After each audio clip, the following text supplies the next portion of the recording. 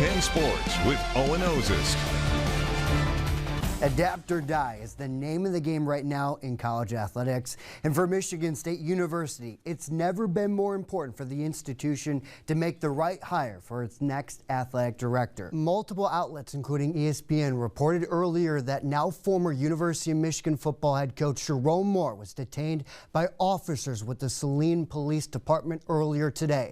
Hey, Seth and David, that's right. We're going to flip that switch from football over to basketball. You can start to feel the excitement and buzz building in Spartan Stadium as Michigan State gets ready to start its year number 2 under Jonathan Smith. And you better believe the Spartans still have a sour taste in their mouths. And the University of Michigan is indeed turning the page, and the Wolverines have officially hired former Utah head coach Kyle Whittingham as Michigan's 22nd head football coach. After almost a 3-hour delay, we finally have baseball here at Comerica Park, and the Seattle Mariners, they came out swinging. On the other hand, the Tigers continue to struggle swinging the bats. The road to the big leagues is far from easy, and for many of these players behind me, it consisted of a journey from going to the high A affiliate Lansing Lugnuts to now in the major leagues with the Athletics. The Lions got a big bounce-back victory on prime time on Monday Night Football with a 24-9 victory over the Tampa Bay Buccaneers. It was the Lions' defense really stepping up in a big spot, and MSU repeats as the GLI champs as well. They're the first team to accomplish that feat since Michigan did it back in 2014 and 2015. For MSU, it's played plenty of big-time games down the stretch on its way to a Big Ten regular season title, but the NCAA tournament comes with unique pressure. I do know that Jay Bett did not speak to Jonathan Smith after the game, and a decision is yet to be made. We expect that to be in the coming days if Jonathan Smith will return for year number 3. Even though baseball is a kid's game, the passion is definitely still there for some. I love baseball, and I just can't get rid of it. I just keep playing and playing and playing. The Lansing Parks and Rec Men's Baseball 40 and Over League offers the chance for guys to keep playing the game they love. It's just great to be out here with guys that love the game. You know, I mean, we're still playing a kid's game. And to me, it's fun. It's well worth it, isn't it? Okemos baseball assistant coach and WILX's own Steve Kuhn is one of the players who still catches for his team despite some bumps and bruises. Everything hurts. Right now I have a very blown up ankle, knees hurt, arm hurts. But I'm at the point now where I don't run real well. Putting me somewhere else is probably more of a liability than behind the plate. Yeah. Got it. Kuhn's teammate and fellow Wolves assistant coach Rick Acker still gets after it as the team's shortstop. And on top of playing the sport he loves, he values the bond he has with the guys that he plays with. I love being out here and competing with guys, and now, you know, we know everybody. We're friends now. Make you feel at home? Even though most of the players have tried slow-pitch softball, it's not quite the same as the game they grew up playing. I still like the challenge of trying to get a hit and trying to win. And so I don't know if I'm going to lose that competitiveness. These guys are still competitive, and that's why people come here. Kuhn and the rest of the guys in this league have either coached or played the game of baseball for a long time, and it's the opportunity to come out here and play underneath the lights that keeps them young. We're going to play until the wheels fall off. I mean, I think most of the guys I know, we're just going to keep going until we can. That's a motivator, right, to try to stay healthy and stay active. The most important thing that all these guys have learned throughout their time is that it goes fast. Time you think, well, I got this time, I got this time. Even if I'm a freshman or 8th grader, it's a long time for a senior, but it's not. This game can be super fun if you just realize that you're going to fail and take strides, but I think that's life. That's better than a ground out, I guess. In Lansing, Owen Oszust, News 10 Sports. Really good leaders help others become better than they are, is what Tom Izzo preaches to his team. Our best job is to represent the program, the people that came before us, and, you know, the name of the Michigan State. Michigan State redshirt sophomore point guard Jeremy Fierce Jr. was voted as one of the Spartan captains for the 2025-26 season, and it's not something he's taking for granted. I think it's on, you know, me, Coop, Jackson, and Cohen, and make sure that, you know, the guys and the team and everybody else is kind of handling that business and making sure the off-court and on-court stuff is top-notch. Fierce had to overcome adversity during his first year with the Spartans when he had to spend most of his season rehabbing from a bullet wound that he suffered on December 23, 2023. But after rehabbing and recovering, he continued to grow in his first full season. I feel a lot better, a lot more confident, more mentally and physically there. I feel like I'm ready to take the next step.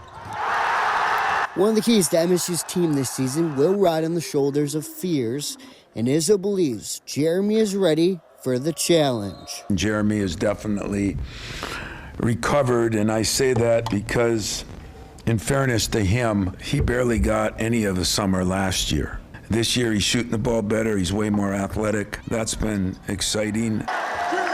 As Izzo always likes to say, pressure is a privilege, and with the hurdles that fears has conquered, he's excited to lead MSU to greatness. I definitely say that's something I embrace. I think that's why I came here. You know, just the fact of being, point guard, knowing coach is hard on point guards, but at the same time, it's what you have to do, and you can't win without a good point guard. That's a big responsibility, and if the team play bad, that's on me. And I don't think it's pressure. I love it. In East Lansing, Owen Oszust, News 10 Sports. Life is more than just football. I was shuttered. They was trying to keep it from me. For Michigan State redshirt junior Amarion Smith, his focus is on more than just improving his game. I ain't gonna lie. I got fire in my stomach, you know what I'm saying? I just don't feel right if I'm not working hard or putting my efforts into my success. Marion is one of 6 children of a single mother, Gayla Smith, and she didn't want him playing football originally. She see me outside in the streets, I'm wild and I got time on my hands, so feel me? Why not? He keep begging me, but she was like, she's scared, but after that she realized this is something he's good at. Marion originally went to Cincinnati, but during his 2022 season, his mom was diagnosed with breast cancer. I found out on Thanksgiving, matter of fact, feel me? And I was just wondering why nobody hit me up about Thanksgiving, cooking or none of that. Next thing you know, called her, what's going on? She told me. And I was broken, man. I was lost. I didn't know what to do. Marion then transferred to MSU to be closer to her, and then a few months ago, she was given a terminal prognosis.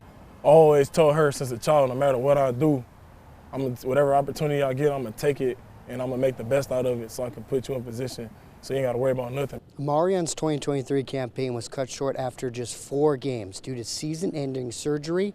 Now he has even more motivation to get back playing the game he loves right here at Spartan Stadium. I'm trying to stay forward, you know what I'm saying? I'm ready for the season, I'm ready to go out there with my team and win. That's my biggest thing is winning. Gayla remains motivated to fight every day. And a GoFundMe was created to help make a difference for the Smith family. And they don't have to really reach out and help us and do any of this stuff, you know what I'm saying? It's really a blessing, you know? God has a blessing for everyone, you know what I'm saying? So I really genuinely appreciate the Spartan Nation and their help and their support. When you see number 19 on defense for Michigan State in the fall, you know that he's playing for a much bigger purpose than himself. I should be the best version of myself this year, on and off the field. A lot of stuff I've been through in my life that molded me into who I am today. I don't regret none of it. I'm just ready. It's time, you know what I'm saying? Put it all in a grenade and let it blow this year. It's fair to say today was an emotional day at the Breslin Center for a lot of reasons. Number 8, Michigan State men's basketball was looking to close out the Big Ten regular season with a massive rivalry matchup with number 17 Michigan in town. The Izzone and the entire Breslin was loud early and often for senior day. Vlad Golden kept Michigan in the game as he gets the and one to fall. He finished with 29 points, but MSU got hot shooting. Jace Richardson finds Jaden Akins on the wing for 3 to give the Spartans back the lead. Next MSU possession, how about another Akins 3? He made 3 3-pointers on the day. He was feeling himself right there. A couple minutes later, Spartans up 6. Akins kicks it out to Trey Howman, and he buries 3 of his career high, 20 points. Michigan now down 12. Danny Wolf feeds Golden inside to cut into the deficit. This sequence changed the game. Richardson throws down a massive dunk to put MSU up 20. Then just seconds later, the Spartans get the steal again, and Jackson Kohler blows the roof off the building. MSU went up 22 at the half, more the same in the second half. Akins feeds Richardson in the corner for 3 more of his 18 points. Then it was senior Shimon Zapawa getting the miss, putting it back up and in. Akins, Zapawa, and Frankie Filler all get an emotional send-off from the crowd. Michigan State takes down Michigan 79-62. The seniors go out with one last home win over the rivals and get to celebrate a Big Ten regular season title after the game. When every 5 days rolls around and it's time for Detroit's ace, Tarek Skubal, to take the mound, you need to stop what you're doing and watch greatness unfold. There's definitely been a few elite pitchers that have thrown for the Tigers in the past, but Skubal continues to show why he's the best in the sport right now. And that's what happened when he got the start against the Guardians today. Tigers need to give him some run support, which they did in the fourth, with the Zach McKinstry two-run blast to right to give Detroit a 2-0 lead. 3 batters later, Detroit got more as Gleyber Torres stays hot with this double down the left field line to bring in Javier Baez. Detroit added another run on an error to take a 5-0 lead. And then it was all Tarek Skubal the rest of the way. He gave up just 2 hits, no runs, no walks. He struck out 13 in a complete game shutout that only took him 94 pitches, and 72 of those were strikes. He capped off his final strikeout with a 102.6 miles per hour pitch, which was the fastest of his career. It's also the fastest pitch ever from a Tiger in the StatCast era. Detroit wins 5-0 thanks to Skubal's first career complete game shutout, and he described what that ending was like for him. What a way to start off the new season for the Panthers, right, Owen? Indeed, yeah, and DeWitt faces another rival next week as the Panthers face the Mason Bulldogs. Speaking of Mason, that's our next stop, where the Bulldogs were hosting Holt, and the Cedar Street Bowl trophy was on the line. Rams looking to win it for the first time since 2021. A scoreless late first quarter. Bulldogs quarterback Garrett Coote is going to connect with Luke Goss for the 14-yard touchdown to give Mason a 7-0 lead early. Less than a minute left in the first half. Holt looking to crack the scoreboard for the first time, but Ethan Melville's pass is picked off by Troy Peters.